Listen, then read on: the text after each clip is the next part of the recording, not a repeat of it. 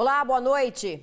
Perseguição, tiros e acidente na Serra. O motorista de aplicativo foi sequestrado após atender uma corrida. Ele foi levado pelos bandidos para a região do Mestre Álvaro, perto da rodovia do Contorno. Vou chamar a repórter Manuela Machado, que tem os detalhes desse caso para a gente ao vivo. Boa noite, Manuela.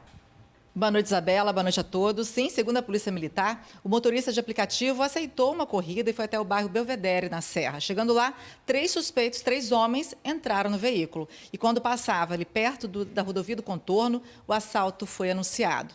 A vítima foi então abandonada no meio da estrada e acionou a Polícia Militar. Militares do 6º Batalhão foram até a rodovia do Contorno e acionaram também, contaram aí com a participação, do apoio do helicóptero do Notaer, que localizou os suspeitos. Durante uma perseguição, os suspeitos acabaram batendo com o veículo que eles tinham roubado, bateram em um caminhão.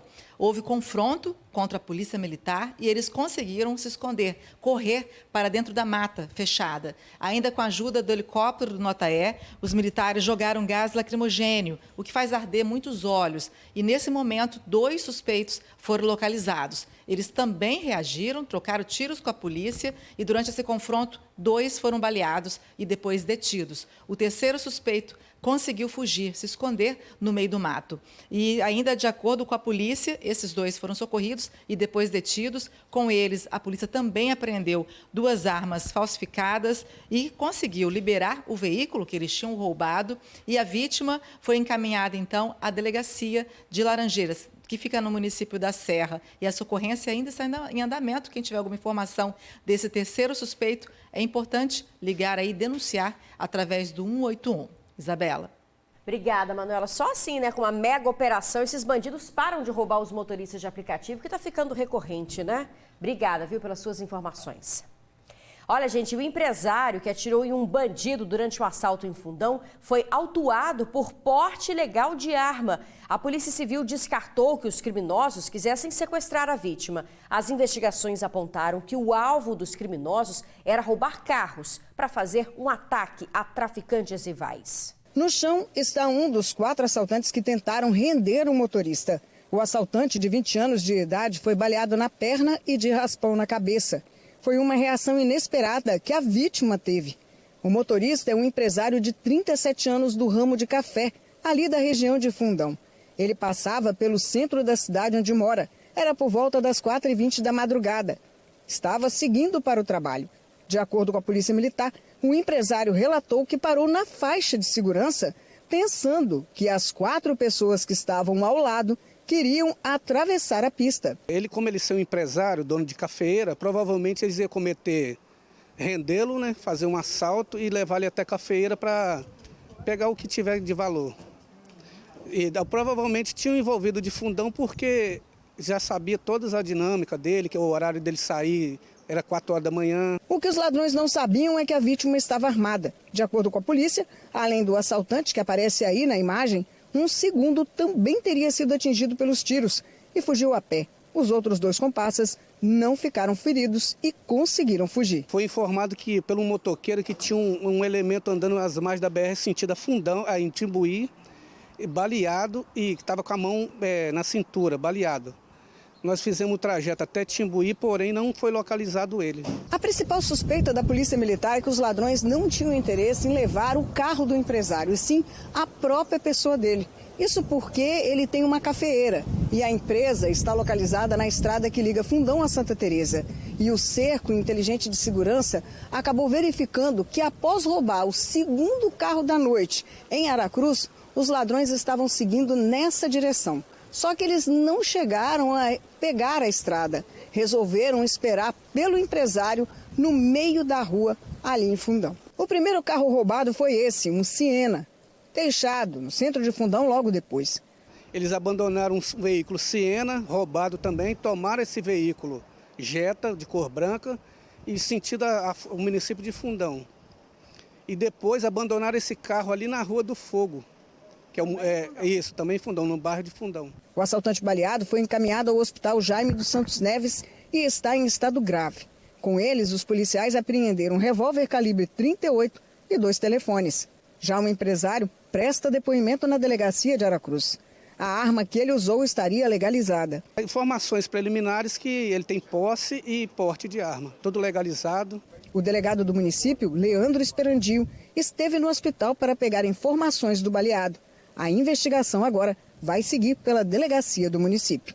A princípio, o alvo seria o carro do empresário, mas os fatos ainda vão ser melhor explicados durante a investigação. Já temos algumas informações e vamos com certeza dar essa resposta para a sociedade capixaba. Bom, a Polícia Civil diz que o empresário de 37 anos foi autuado em flagrante por porte ilegal de arma de uso restrito e ele foi encaminhado ao presídio de Aracruz. Segundo a Polícia Civil, o empresário tinha apenas o registro legal da posse da arma e não do porte. Já o suspeito de 20 anos também foi autuado em flagrante, só que por tentativa de latrocínio, roubo e porte ilegal de arma de uso restrito. Ele segue internado sob escolta e os 3 suspeitos que fugiram já foram identificados, mas ainda não foram presos. Gente, um bebê de 1 ano de idade foi socorrido de helicóptero ao se afogar na região serrana do estado. O menino caiu em uma poça no quintal de casa, na área rural de Santa Maria de Jetibá. Ele acabou se afogando e, diante da gravidade, teve que ser socorrido para o Hospital Infantil de Vitória. O bebê foi socorrido pela família, primeiramente, até o hospital da cidade, e a criança estava inconsciente, entubada. Olha, as imagens da execução de um homem com mais de 20 tiros no bairro Divino Espírito Santo ajudaram a polícia a encontrar os suspeitos. A vítima foi arrastada pelas ruas no bairro antes de ser morta. O homem de 30 anos que aparece no vídeo de blusa vermelha e boné branco é um dos suspeitos detidos pela polícia na tarde desta quinta-feira. O que está sem camisa, de 16 anos, também foi detido. Ele, inclusive, usava a mesma bermuda na hora da abordagem. A dupla está entre os 4 presos durante patrulhamento. A gente patrulhamento no local lá, fomos avisados por moradores aí que não há residência ali no local conhecido como Beco da Liga. Havia alguns indivíduos lá portando arma de fogo e realizando uso de entorpecentes. Inclusive, ela teria reconhecido aí os indivíduos que aparecem no vídeo do homicídio. Os 2 suspeitos são apontados pela polícia como participantes da execução que aconteceu na última segunda-feira no bairro Divino Espírito Santo, em Vila Velha. A vítima foi assassinada a queima-roupa com mais de 20 tiros.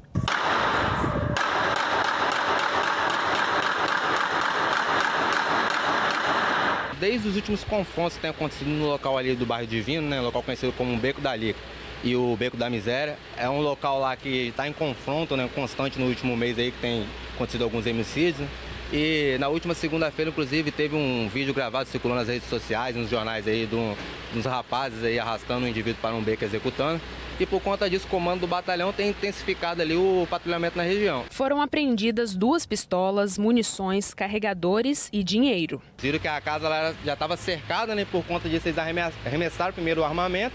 Depois disso, se renderam para os militares aí, abrindo o portão para os militares realizar a abordagem com segurança. O foco das investigações agora é descobrir se as armas apreendidas foram as mesmas usadas na execução da última segunda-feira. O comando do batalhão aí tem intensificado lá, tem botado saturação, tanto no Beco da Lica como no Beco da Miséria, que são os 2 locais que estão em conflito, né? E após essa prisão aí, que foi uma prisão do braço armado, né, lá do tráfico, acredito que vai dar uma diminuída um pouco no confronto, né?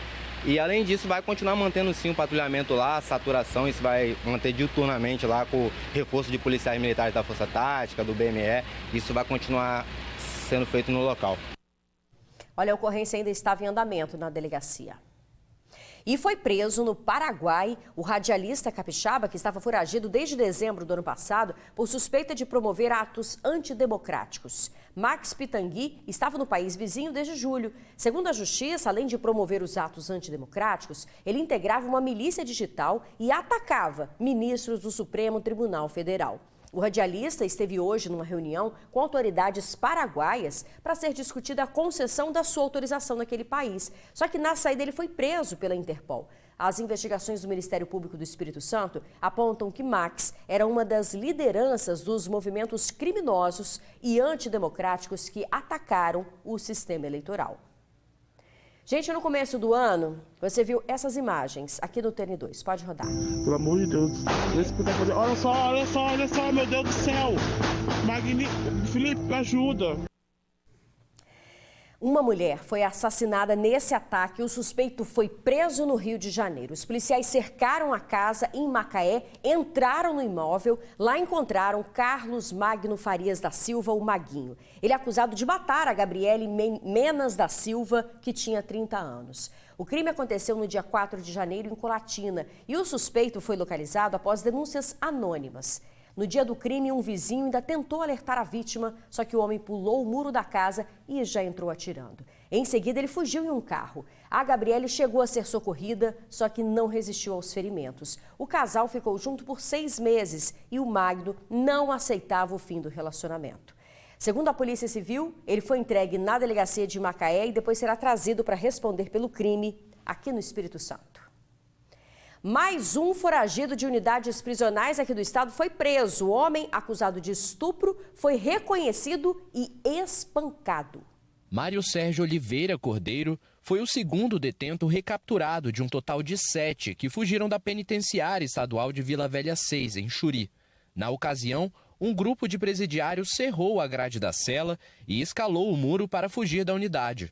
Mário Sérgio, que cumpria pena por estupro e roubo, se refugiou no bairro onde morava, em Cascata, na Serra. Alguns moradores o reconheceram e ele acabou sendo espancado por eles e tendo os 2 braços quebrados. Ele foi socorrido e levado ao hospital Jaime dos Santos Neves. Mário Sérgio é o segundo recapturado de um total de 14 detentos que fugiram nesse mês de setembro. Foram 2 fugas do sistema penitenciário em menos de uma semana. O outro foragido foi recapturado pela Polícia Militar a 100 quilômetros de distância do presídio de Xuri. Deorlevan Andrade de Jesus foi encontrado em Atílio Viváqua, no sul do estado. André Garcia, secretário de Estado da Justiça, admitiu: houve falhas de segurança, incluindo câmeras que não estavam funcionando. Nós fizemos algumas mudanças estruturais numa das unidades, reforçamos uma estrutura que a gente achou que estava fragilizada e noutra unidade por um problema do vídeo monitoramento que foi detectado e já foi consertado, ou seja, todas as câmeras já estão em funcionamento, como deveriam estar no dia da fuga e não estavam. Nesse ano de 2023, o número de fugitivos do sistema prisional capixaba já supera o de 2022 todo. Até setembro, 30 escaparam. Já no ano passado, foram 22. Toda vez que acontece uma fuga, algo deu errado. Seja um modelo construtivo, ou seja, a gente precisa modificar, reforçar estruturas, colocar eventualmente reforçar as grades, por exemplo, de uma cela, se for o caso, estabelecer mudanças de procedimento de segurança na unidade, ou alguém que descumpriu o procedimento de segurança. É por isso que se faz a investigação, é por isso que a gente comunica a Polícia Civil para a instauração de inquérito, quando acontece, por exemplo, uma suspeita de facilitação de fuga, por exemplo, e por isso que a gente aciona a nossa Subsecretaria de Inteligência para identificar o que é que aconteceu na ocorrência e para que, eventualmente, a gente possa restabelecer procedimentos para evitar que fatos futuros aconteçam. Você vai ver agora a ousadia de bandidos na Serra. A vítima entra no carro e, de repente, é surpreendida pelos criminosos que correm na direção do veículo. Os bandidos empurram a vítima para fora do carro com tanta violência que o homem, cai no asfalto. Em seguida, um dos assaltantes assume a direção e, por pouco, não é atropelado. O assalto aconteceu durante a tarde, perto de uma escola, no bairro Manuel Plaza. Os bandidos fugiram com um veículo e informações que ajudem a polícia podem ser repassadas ao Disque Denúncia 181. A seguir, tanque de combustível recheado de armas é descoberto vindo para o Espírito Santo. Os detalhes já já. 16 pistolas que seriam entregues aqui no estado foram apreendidas pela Polícia Rodoviária Federal em Minas Gerais. As armas, a maioria calibre 9mm e os mais de 30 carregadores foram encontrados em um Fiat Siena que era alugado. O condutor de 35 anos diz que saiu de Foz do Iguaçu, no Paraná, vinha para o Espírito Santo, só que foi abordado em Juiz de Fora, Minas Gerais. Ele ficou nervoso na abordagem e os policiais perceberam que o tanque de combustível tinha sido removido recentemente. E foi lá que encontraram todo o armamento. O condutor e as armas foram encaminhados ao Ministério Público de Minas Gerais. E o Ministério Público do Trabalho deve abrir uma denúncia para investigar o caso da candidata a uma vaga de emprego que foi discriminada durante o processo seletivo. Sempre difícil contratar quem tem filhos mesmo. Essas foram as palavras de um recrutador para a Samara, uma profissional do RH que também é mãe. No início do mês, ela concorreu a uma vaga de emprego. No dia da entrevista, depois de esperar 3 horas além do combinado, ainda foi surpreendida com uma série de ofensas. Era uma entrevista que estava marcada para as 8, eu adiantei, entrei mais cedo, pedi o link, fiquei disponível até 10h30, aí 11 horas, quando eu comecei a fazer um pudim e continuar com a minha rotina mesmo da maternidade, de casa, e aí ele apareceu, eu ainda tentei pedir para que fosse um pouquinho mais tarde, né, que aí eu ia entregar as encomendas. E aí depois foi aquela grosseria falando que não tinha tempo, que era difícil mesmo. Na conversa, o recrutador chega a insinuar que uma pessoa desempregada deveria estar disponível a qualquer momento. Mas no caso da Samara, além das tarefas maternas, o sustento com o desemprego vem de suas encomendas. Tem mais ou menos 3 meses que eu estou desempregada, então eu optei por fazer pudim, que é algo que eu já sei fazer para vender, e nesse dia eu tinha encomenda para entregar no período da tarde, né? Além de levar meus filhos na escola, 1 hora eu iria entregar e eu já estava contando, na verdade, com esse dinheiro. Essa seletividade enfrentada pela Samara não é um caso isolado. Uma pesquisa do IBGE mostrou que apenas 54% das mães com filhos pequenos estavam empregadas em 2019. No caso dos homens, na mesma situação, a ocupação era de 89%. Esse preconceito na hora de contratar ou não uma mãe tenta se justificar pela queda de produtividade, por exemplo.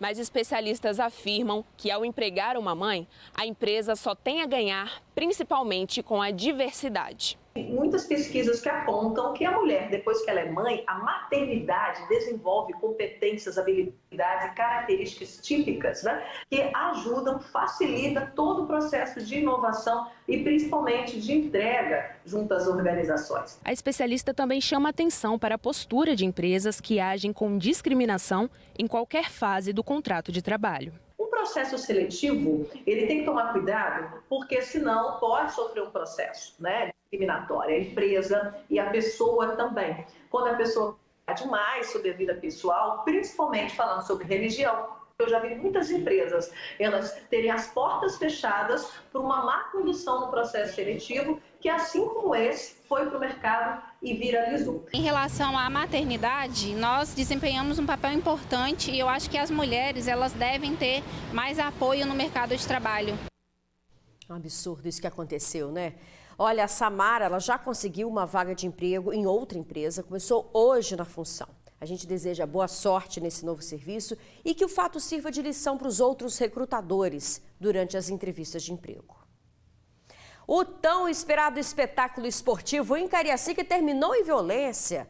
Torcedores do Flamengo que não tinham ingresso tentaram invadir o estádio Kleber Andrade no final do jogo. A confusão deixou muita gente desesperada sem entender direito o que estava acontecendo. A Polícia Militar usou spray de pimenta, bala de borracha para tentar impedir que a confusão fosse para dentro do campo. Mesmo assim, parte do grupo conseguiu acessar a arquibancada no setor C. Não há informações de detidos ou feridos. O Flamengo perdeu para o Atlético Paranaense por 3-0, segue em 4º lugar na tabela com 39 pontos. Já o Atlético subiu para a 6ª posição com 37 pontos. Daqui a pouquinho, os preparativos para o Vital 2023 é o que você confere no retorno do TN2.